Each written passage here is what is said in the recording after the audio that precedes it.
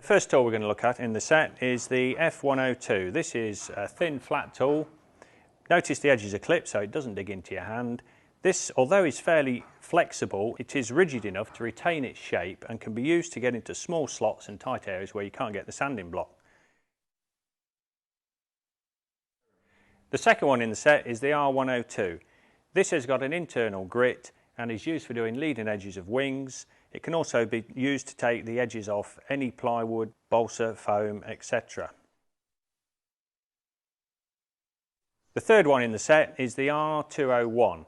This is an angled tool which is perfect for doing servo trays, doors, hatches, windows, etc. Notice it has an 1/8 radius and it has been bent at a 60-degree angle to enable you to get into tight corners. The fourth one in the set is the R200. This one is a 32mm diameter, or if you like, 1.5 in old money. This one is used for doing cowlings, wing fillets, tail fillets, etc. The grit is on the external face.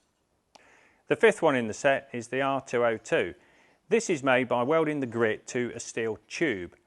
This one is 18mm diameter, or if you like, 3/4 inch. The grit is higher than the handle, which enables you to do grooves and fillets. The next one is the 203, which is made in exactly the same way as the 202, except this one is now 12mm diameter, or if you like, 1/2 inch. This again can be used for doing grooves and fillets, but it can also be put into a pillar drill and used as a drum sander. We also have a 6mm diameter, or 1/4 inch one, which you can use for doing much smaller holes. And finally, in the set, there is a 1/4 inch square, or 6mm square. This can be used for doing small servo trays and getting into very tight corners, which is not possible with the R201.